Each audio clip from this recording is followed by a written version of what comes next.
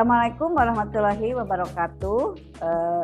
Baik, kita akan bertemu kembali ya dalam mata kuliah identifikasi kebutuhan belajar dan kurikulum, di mana di session kemarin kita telah membahas ya bagaimana konsep dasar dari suatu kebutuhan belajar dan kurikulum. Maka di sini akan membahas tentang model pengukuran IKB ya. IKB itu apa? Yaitu identifikasi kebutuhan belajar kurikulum.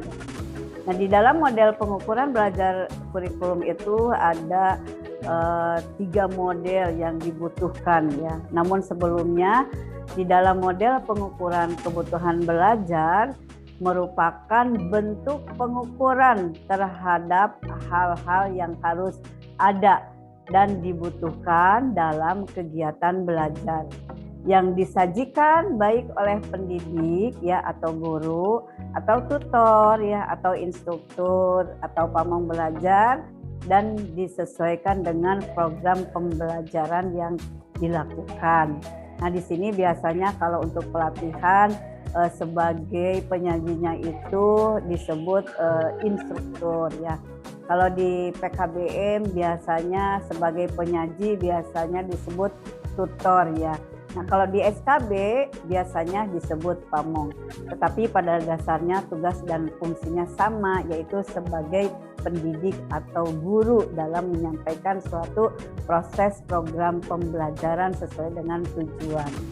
Nah, kemudian di sini terdapat 3 model ya. 3 model apa? 3 model pengukuran dalam mengidentifikasi kebutuhan belajar.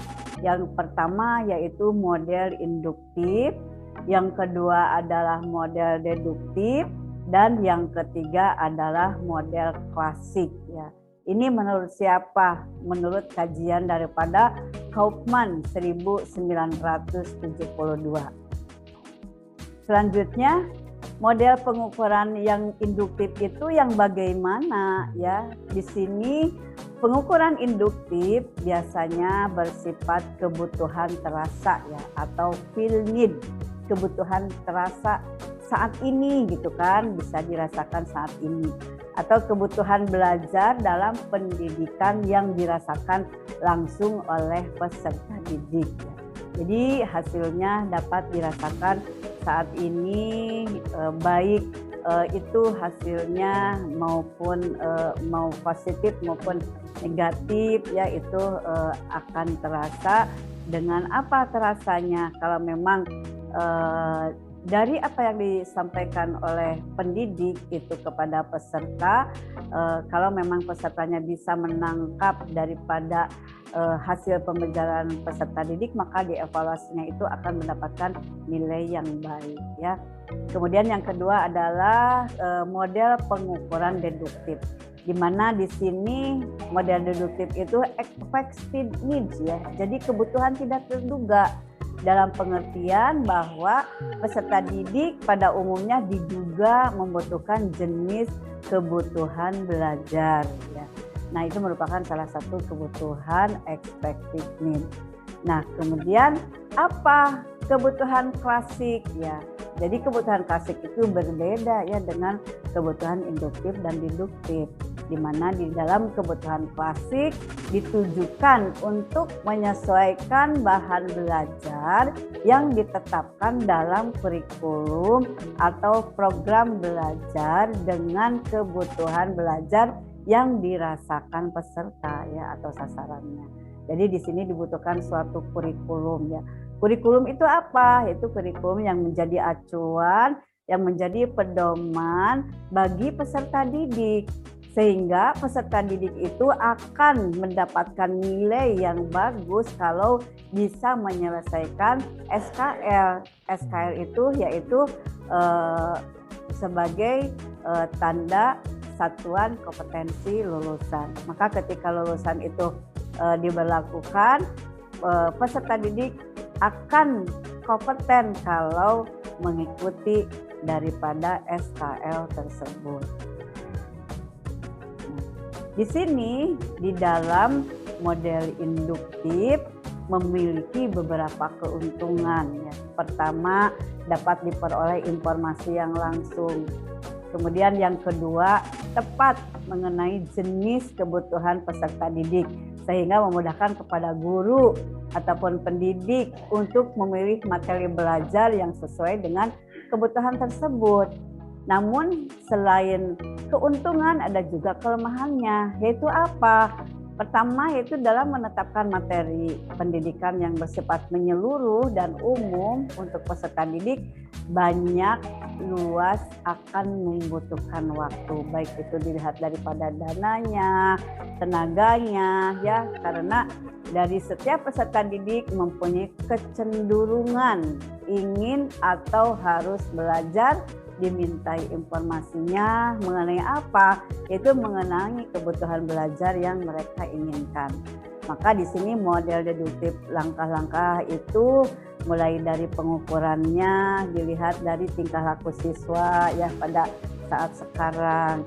Kemudian mulai daripada pengelompokan ya dalam kawasan program dari sudut tujuan umum yang diharapkan.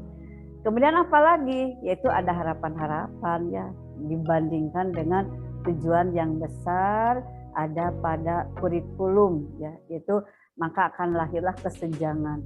Apa itu kesenjangan? Kesenjangan itu yaitu kebutuhan daripada suatu kompetensi yang dimiliki oleh peserta didik karena misalkan suatu prasyarat, maka kebutuhan jenjang lainnya juga itu harus kita tempuh. Jadi akan terjadi pembelajaran atau kebutuhan pembelajaran ketika lahir kesenjangan atau diskrepansi ya. Nah, selanjutnya adalah untuk menyediakan program, maka disusun tujuan secara terperinci dalam program yang dilaksanakan, dievaluasi dan direvisi. Makanya dalam satu program itu akan terjadi evaluasi awal, kemudian evaluasi menengah ya, dan evaluasi akhir. Nah, di sini tadi ya di dalam satu evaluasi itu kenapa harus di awal dan harus di akhir ya, karena kalau memang program itu bisa diperbaiki maka program akan dilanjutkan. Tetapi kalau memang program itu tidak bisa diperbaiki berarti program akan diberhentikan. Nah, itulah merupakan salah satu kajian daripada dari model pengukuran atau IKB dilihat daripada sisi deduktif, induktif, dan klasik. Next, terima kasih untuk pertemuan kali ini. Dicukupkan sekian. Wassalamualaikum warahmatullahi wabarakatuh.